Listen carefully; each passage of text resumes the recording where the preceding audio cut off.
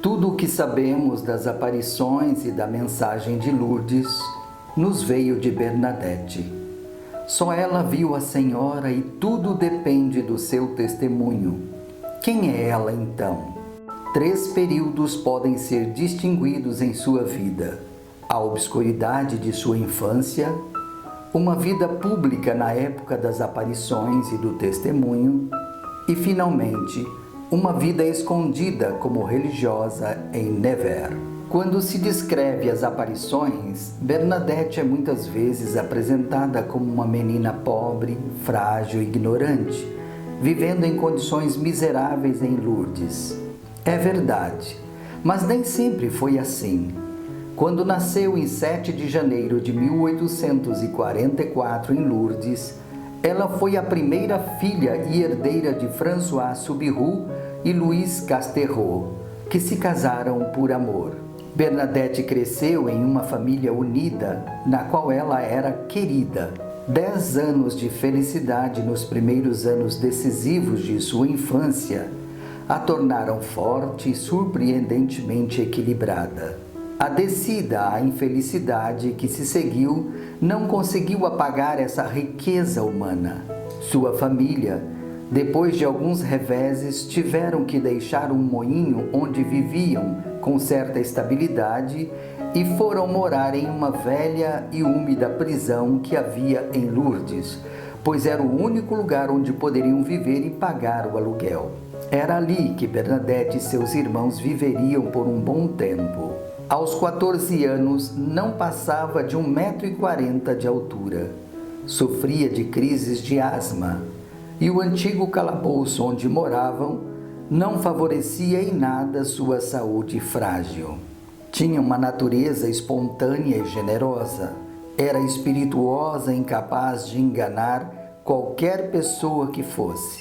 Depois das aparições, durante todo o tempo de sua vida no convento, estava feliz como irmã religiosa, o que não escapou aos olhos de Madre Vazu, em Nevers, que a descreveu como sendo uma personagem fechada e muito sensível. Os defeitos de Bernadette a angustiavam e ela os combatia com energia. Uma personalidade forte, mas sem sofisticação. Adolescente e sem escola, Bernadette teve que ajudar sua tia Bernarde nos afazeres domésticos e dessa forma era uma boca a menos para os Subirus sustentar. Nada de catecismo. Sua memória recusava-se a reter as frases abstratas. Aos 14 não sabia ler nem escrever e sofria por ser excluída. Então ela reagiu. Em setembro de 1857, foi enviada para Bartré. Em 21 de janeiro de 1858, voltou a Lourdes. Ao retornar para casa, queria fazer sua primeira comunhão, o que se realizou em 3 de junho de 1858, meses depois das aparições. Em 11 de fevereiro de 1858, em meio às tarefas cotidianas comuns, indo buscar lenha, Bernadette se deparou com um mistério. Um som, como uma rajada de vento, uma luz, uma presença. A reação dela foi de surpresa, mas naquele momento mostrou seu bom senso e um discernimento notável. Acreditando-se enganada, usou todos os seus recursos humanos. Olhou, piscou, tentou entender. Por fim, voltou-se para suas companheiras, sua irmã Antoinette e Jeanne, para verificar suas impressões. Você viu alguma coisa? Ela se voltou então para Deus e pegou o seu rosário.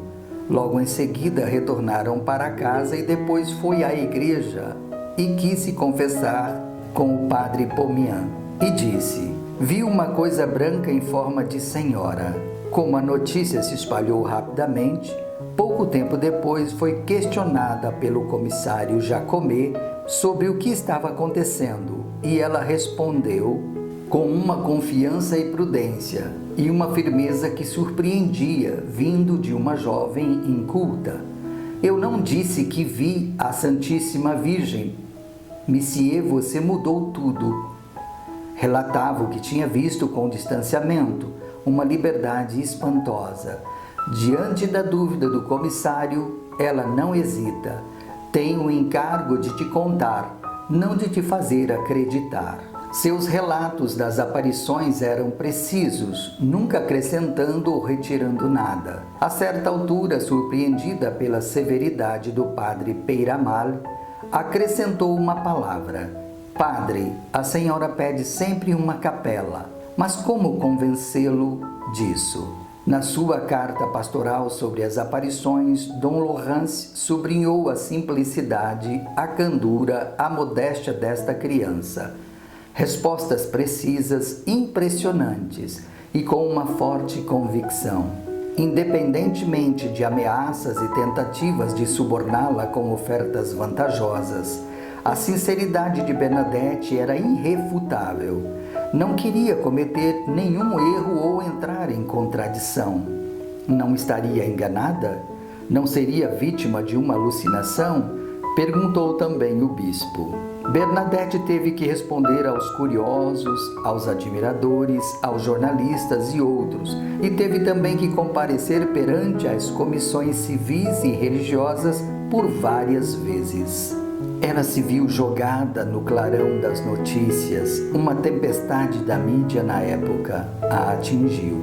Ela precisava de paciência e humor para se manter firme nesse turbilhão que se transformou sua vida e preservar a pureza de seu testemunho. Não aceitou nenhum pagamento. Quero continuar pobre, dizia com firmeza. Ela não abençoou os rosários que lhe foram entregues. Não uso estola, disse. Ela não vendia medalhas. Não sou comerciante, completou. E diante de imagens de si mesma custando 10 francos, brincava: 10 francos não vale tudo isso. Nessas circunstâncias, a vida em Lourdes não era mais possível. Era necessário proteger Bernadette. O padre Peyramal e o prefeito Lacade estavam de acordo. Bernadette seria admitida como uma pobre doente em uma das casas das irmãs de Nevers, um local muito distante de Lourdes. Chegou lá em 15 de julho de 1860. Aos 16 anos, aprendeu a ler e escrever. Ainda hoje se pode ver na igreja de Bartré os traços da prática de escrita que ela fazia. Mais tarde, ela escreveu muitas vezes para sua família e até para o Papa.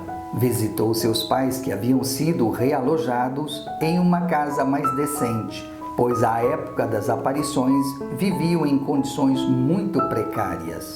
Cuidava dos doentes, mas sobretudo procurava a sua vocação sem servir para nada e sem dote. Como poderia tornar-se religiosa? Por fim, ela se juntou definitivamente às irmãs de Nevers. A partir daquele momento, uma verdade se imprimiu em seu espírito. Minha missão em Lourdes terminou. Como irmã religiosa e não mais como uma vidente, ela teve que se retirar para dar todo o espaço para Maria, a mãe de Jesus. Ela mesma usou esta expressão em Nevers: vim aqui para me esconder. Em Lourdes, ela era Bernadette, a visionária. Em Nevers, ela se tornou Irmã Marie Bernard. Muitas vezes se ouviu falar da severidade de suas superioras em relação a ela, mas é preciso entender que Bernadette era um caso único. Tinha que ser protegida da curiosidade e a comunidade também tinha que ser protegida. Bernadette deu seu relato das aparições perante a comunidade reunida no dia seguinte à sua chegada. Depois disso, não era para se falar mais no assunto. Foi mantida na casa-mãe, onde adorava cuidar dos doentes. No dia da profissão, nenhum ofício ou trabalho específico havia sido preparado para ela. O bispo declarou que seu trabalho seria o trabalho da oração. Orai pelos pecadores, dissera também a senhora na gruta de Massabielle. Ela permaneceu fiel a isso. Minhas armas, escreveu ela ao Papa, são a oração e o sacrifício. Sua própria doença a tornava uma paciente regular na enfermaria e depois havia intermináveis visitas ao consultório. Esses pobres bispos fariam melhor em ficar em casa, dizia a sua superiora. Lourdes estava muito longe, ela nunca mais voltaria à gruta. Mas todos os dias fazia sua peregrinação em espírito. Ela não falou de Lourdes, mas viveu sua mensagem intensamente em seu coração. Você se tornará a primeira a viver a mensagem, disse a ela seu confessor, Padre Dutti. E de fato, depois de ter sido assistente de enfermaria, ela mesma foi ficando doente.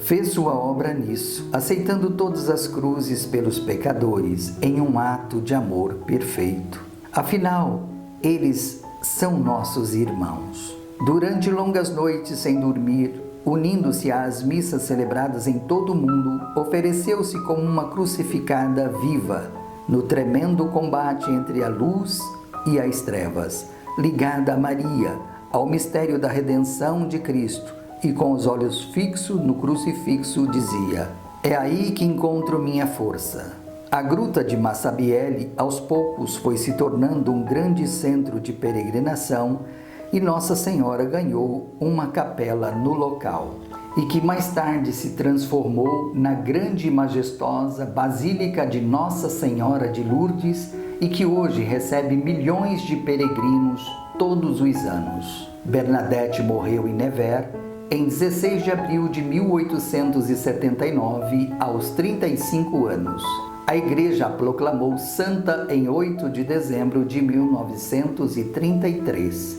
Não por ter sido escolhida por causa das aparições, mas pela forma como respondeu a essa graça. Santa Bernadette Soubirous, rogai por nós.